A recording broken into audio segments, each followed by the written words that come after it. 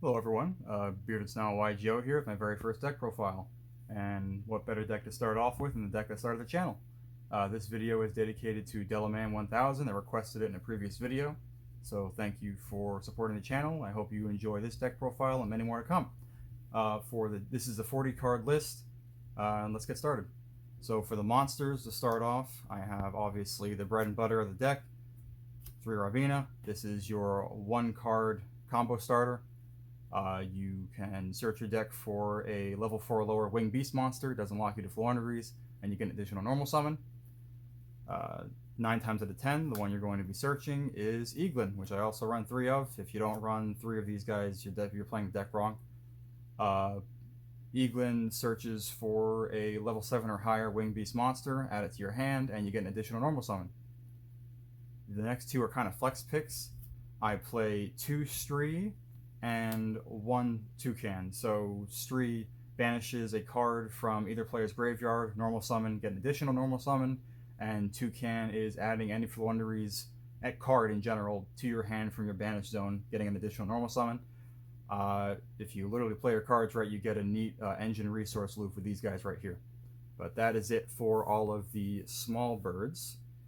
So now for the big birds, we have the main boss monster of the deck. I play 2 M-Pen, something you unfortunately can't do in Master Duel very soon. This searches for a Floowandereeze spell and trap, adding it to the hand, and then you get an additional normal summon. Whenever it battles a monster during either player's turn, you can banish any card from your hand, cutting the opposing monster's attack and defense in half. I play 1 Snarl. Snarl is a combo extender, essentially giving you additional 2 normal summons per turn, not including the extra ones you get just by playing the deck. It also is a Book of Moon, or technically it could be a Book of Eclipse, I guess, for banishing 1 card from your hand during your opponent's turn. Quick effect. I play 1 Mist Valley Apex Avian. This is an Omni Negate on legs. Very, very good card just by bouncing it to the hand. Quick effect. And you have your 1 Ryza. People obviously know this card that play the deck. Bounces things back to the hand or deck from the field or graveyard. And that is it for all the big birds. For the only monster hand traps that I play in the main deck are 3 Dimension Shifters. I can't tell you how many times I've had people scoop just by activating this during their effect. For people that live under a rock, you discard this from your hand, and for essentially the next 2 turns, any cards that would go to the graveyard are banished instead. This is a very good way at crippling decks that rely on their graveyard, which, let's be honest, a lot of decks do nowadays, so this comes very much in handy. For the in-engine spells, I have 3 Map. This is a, what do they call it? This is a custom card, essentially. You can reveal 1 Floowandereeze monster from your hand and banish another one from the deck, which essentially it gives you an additional normal summon, and it chain blocks cards like Ash, Ghost Ogre, and other cards. Not all hand traps, but it chain blocks a good amount of cards. Also, whenever your opponent normal summons, you essentially combo off during their turn. So very unfair. Love the card. Please, Master Duel, bring it back to 3. Alright. Then we have 3 Advent of Adventures. Quick play spell. Banish any winged beast from your hand to add any Floowandereeze monster or field spell from your hand. It could be another Book of Moon. It could be if you're in a pinch and you have, for example, Stree in your hand or Toucan and you need your combo starters, banish it, get your combo starter, and pop off. Usually I banish one of the birds from my hand if I have another one to get the map, so then I could just combo off, no problem. The fact that it's a quick effect is very helpful as well for dodging certain effects. I play 1 Unexplored Winds. This is another custom-made card. I was originally running this at 2, but I pivoted from playing a turn 1 build. Now I'm playing a kind of a blind turn 2 board breaker build. This card is ridiculous. You can reveal any card or any level 1 winged beast from your hand, shuffle it into the deck to draw a card, so it's a good way to try to get into birds that you need. But honestly, the effect that everyone, including me, uses it for, you can tribute your monsters that require 2 or more tributes using 1 monster that you control and 1 card your opponent controls. So that's card, spells, field spells, set traps, anything. And it's tributing, so obviously they can't activate the traps. This card is broken. I love it so much. This has helped me break. This is a very important board breaker. Now for the non-engine spells, I play 3 Dark Ruler No Mores. This is one that I used to have at 2, but I bumped to 3. Again, this deck doesn't do a lot. I mean, it normal summons a lot during your opponent's turn, but it doesn't have a crazy amount of interruption during your opponent's turn, so I want to make sure that I see this card and other cards like this that break boards. For people that don't know, your opponent, for the cost of your opponent not taking any damage this turn, you negate all effects of monsters on their side of the field. Yeah.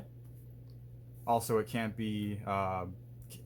you can't activate monster effects in response, so Barone is going to be negated. I play 3 Pot of Dualities, self-explanatory. Scry 3, hopefully get a bird or a board breaker card, and a bit of a controversial pick.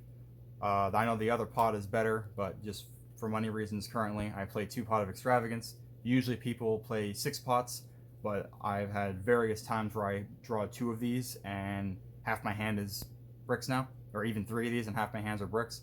I much rather see 1 of each, or honestly this one if anything, but those are the pots. I may or may not go back to 3. I probably will swap this out for the better pot, Prosperity. So that's for the pots. And for the 1-ofs, Terraforming, obviously it's a 4th map. Call by the Grave, Hand Trap Negate, Harpy's Feather Duster, speaks for itself. And that is it for the spells. For the in-engine trap, I just play 1 of the Dreaming Town, essentially combo off on your opponent's turn whether they summon or not, and then you can banish it from your graveyard to Book of Moon all their special summon monsters. This card is insane. Yeah. So that is it for the engine traps. For the non-engine traps, I have 2 evenly matched. Nothing better feeling in the world than going second and Dark Ruler No Moring and evenly matching your opponent. It's insane. To finish off the deck, I have 2 Infinite Impermanences. This is minus the trap and any cards I could set technically, or evenly matched. This is the main source of interruption during my opponent's turn. Turn 0 essentially. Okay. I'm going to be completely honest, most Floo players don't use their extra deck. I don't really use it, but I have one, obviously, to banish off of pots, and even though it's not in my side deck, I have debated on using Ultimate Slayer. So half of these are kind of Ultimate Slayer targets. Winged Pegasus at Ignister. When a card that I control is destroyed by opponent's card effect, it gets its effect that while this is in the graveyard, banish this, target one card my opponent controls, shuffle it back into the deck. I have Golden Cloud Beast Malong, bounces back to the hand. Intis pops when it goes to the graveyard. Garura draws a card. For the XZs, I have Fuko, which essentially goes into my Zeus play. You detach 2 materials from this, and it can't be destroyed by battle, and you don't take battle damage using this card, so essentially you go into this, and then Downard, and then Zeus, and then you have 2 board wipes. Promenade, this is essentially a spin of a spell and trap to the deck, and it makes my boss monsters bigger by detaching a material. Speaking of Fuko, I have the Downard to essentially overlay during the main phase 2. And can't forget about the big boy Zeus, for obvious reasons. Other Ultimate Slayer targets are Meteorologic Aggregator. This is essentially a infinite impermanence in the graveyard. And then I have a mini train package. For those that have seen in my recent video, it's a stupid combo, but it's one of my favorites. Going into Gustav, essentially burning for game. But if I need to push further, I can overlay into this and get a 6,000 beater on the field. Mainly, I don't really use this, it's just for style points. Why not? For the links, I have Relinquish Anima, essentially a monster that's special summoned to its link marker. I can absorb it. Baron is another whatchamacallit, another Ultimate Slayer target. Unicorn, discard a card, spin a card and back into the deck. And then Shureg for search and just another boss monster. But again, I don't necessarily use the extra deck very often. There have been times where I need to, or I can, but it's not always required. And now for the side deck, I'm going to be honest, the side deck is probably not what people are used to. My locals is about an hour away, and I work 13 hours a day, 5 days a week, so it's very hard for me to get to locals. So the majority of my play is a format best of one, whether it's Omega or Master Duel. I try to build my decks as best as I can going first, or I'm sorry, best as I can going second for best of one formats, essentially. I'm trying to make it as consistent as possible. So for the monsters, I have one DD Crow. DD Crow is searchable by half the cards. I have two Ash Blossom, just another way to interrupt during either player's turn. I have two Dimensional Fissures. If Shifter fails, Dimensional Fissure away. All monsters that are sent to the graveyard are banished instead. I have a Crossout for, obviously for Ash, but technically I can use it for Dark Ruler, because Dark Ruler can't be responded to by monster effects. Doesn't say anything about spell or traps. Infinite Permanence, if someone tries to evenly me, Ash, pretty much anything that I have in the deck. Two Book of Moon, this could technically be used or swapped out for Book of Lunar Eclipse, which I also have. I just haven't play tested with it too much. Two Time Rendering Morganites. Many decks can't really use this. Flu is one of the ones that really takes advantage, essentially, by the price of not activating any monster effects from the hand, which is just Shifter, or these guys if I happen to have them, which I could just play first if I have it in my hand. Otherwise, I feel like it's not crazy big of a deal. You draw two, I get an additional normal summon. And then I could banish one, discard and banish to essentially stop my opponent from activating monster effects during my turn. I did play one, but I feel like if you're going to play one, you might as well have two just for that additional effect, even though you'll probably never see it. I have a second Unexplored Winds for reasons that I said before. This card is broken, and I really want to see it if I can. I have one Triple Tactics Thrust. I was running two. Honestly, I had it in the main deck.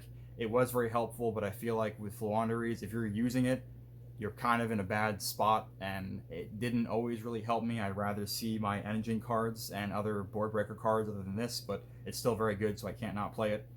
A third Infinite Impermanence, just so I have another way of interacting during my opponent's turn. And the card everyone's been waiting for, can't believe it's not banned, 3 Harpy's Featherstorm. This essentially, if I control a winged beast, which is Eaglin, Ryza, or Empen, you cannot activate monster effects. This has helped me in so many games. I used to run it at 1. I have 3 in my side deck if I'm going first, but honestly, if I'm going second, I really don't want to see it because the game is so fast. I really want to do as much damage as possible during my second turn, but my first turn. But if I'm going first and I'm going up against a deck like Super Heavy, for example, it's a turn skip. It's a turn skip for most decks, but it's a turn skip. So very, very useful. But I have been messing with other builds. People that have been watching my videos have probably noticed that I use slightly different variations of the build, but this is what I've seen that I've used that I've seen the most success. But what do you guys think? Hopefully you liked it. I am messing around with the Some Work package. I know some people use it. I just haven't got around to using it yet. I will be using it in Master Duel because Konami hates the birds in Master Duel for some reason.